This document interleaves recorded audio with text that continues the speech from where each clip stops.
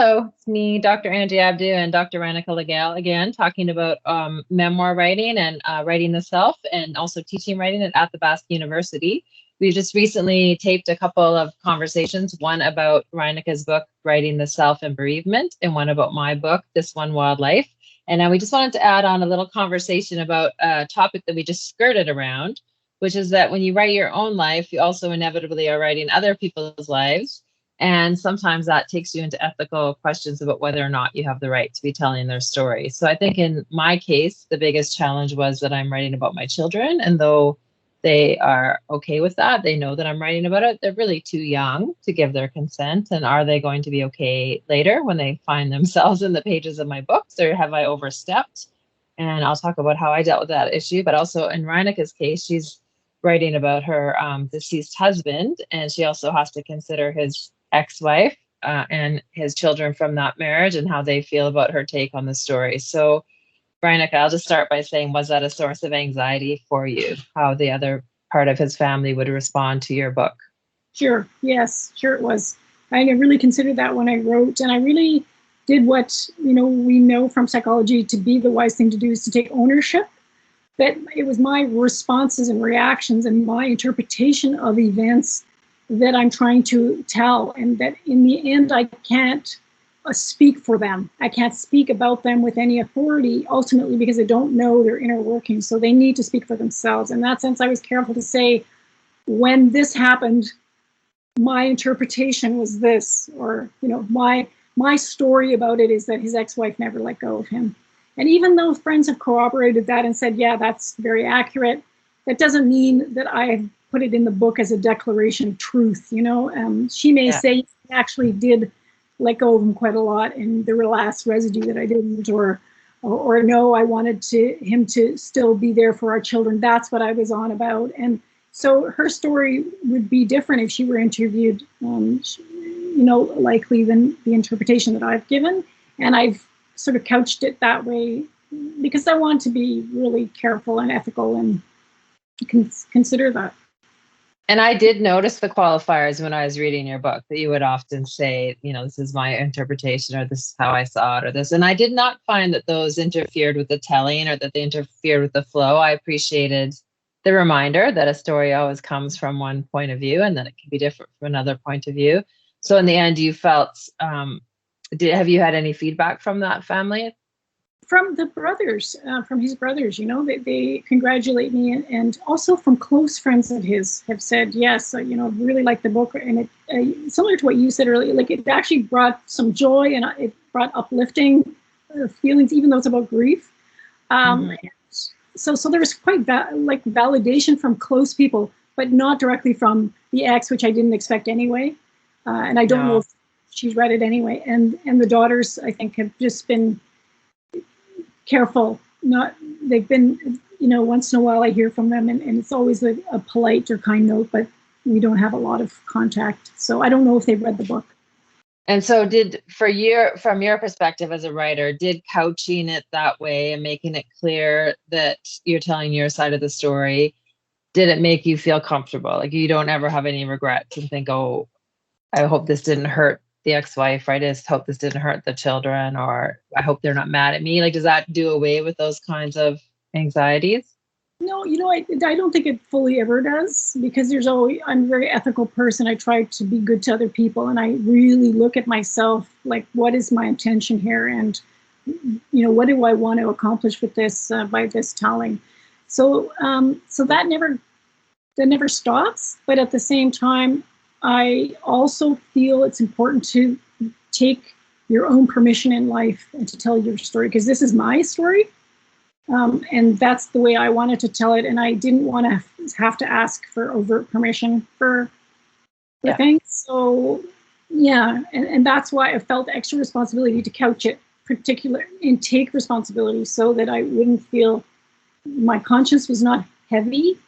That doesn't mean I don't still think of them and think of their well-being. I do still think of their well-being.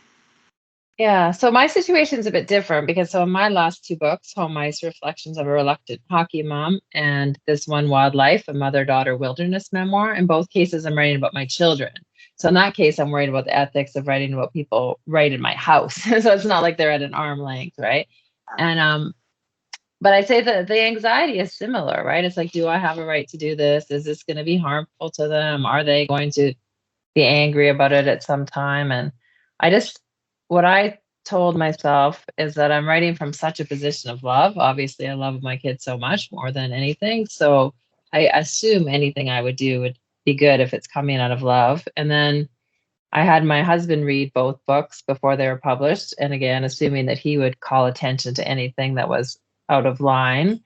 And my agent is the daughter of a writer. My agent is the daughter of Susan Swan. So she grew up with the writer. So she has a lot of ideas about where that line should be drawn. So she was very good to tell me, nope, this is over the line. And this is here you're using your kids more as an archetype, or here you're using your kids more to comment on your own life. You're not really taking too many liberties with them. So I had people around me and an editor who helped me draw that line. But I don't, again, like you say, I don't think that anxiety will ever totally go away. Like, I was speaking at a high school and one of the boys said something snarky about my book in relation to my son. And I just thought, oh, hope I haven't put them in a situation where local kids are going to have an extra thing to tease them about. Like, you never want to do that with your kids. Yeah. But at the same time, if you worry about everything like that, you just can't write, because there's so many reasons not to write.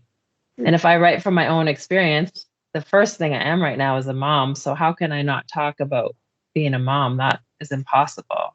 It's in everything I write. So there's a lot of tricky terrain when you're a writer, or a truth teller, if we want to call ourselves truth tellers. That's right. So yeah, it is. And you know what?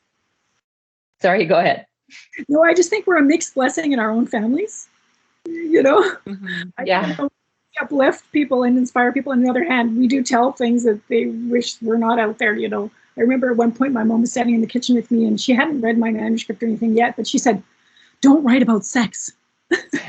You're like, Mom, that's what we have to write about. His partner just died. My passionate man, my lover, my intellectual mate. Of course, I'm going to talk about sex. And also as a still vibrant, alive woman, of course, I'm going to talk about sex and loss of sex and partnering as well, right? So, but I, like you, I have a very supportive family. My mom's actually really supportive, but it makes her nervous for my well-being, right? Too. Yeah. So I don't know if I have that sort of protectiveness from anyone around you. I do, but where do you advise students about drawing that line when they're writing about their parents or their kids or their exes or their enemies? Like, how do you help them navigate that? How far is it okay to go, and where do you draw that line? Well, the first division is important: publishing or non-publishing. I think that's important, because you can do some drudge work that you would never publish, knowing that you would never publish it. So you can say some disparaging things. But I don't find it's almost like when you are on the journey of writing for self-transformation, you start to realize that it's not about them anymore. Yeah. So you might say, I was angry at my mother, but you won't say it in a way that makes your mother to blame anymore. It just is about your feelings towards a particular thing and a need, a human need that you had. So it comes back to the self, right? So that's the thing that I think I coach my students in.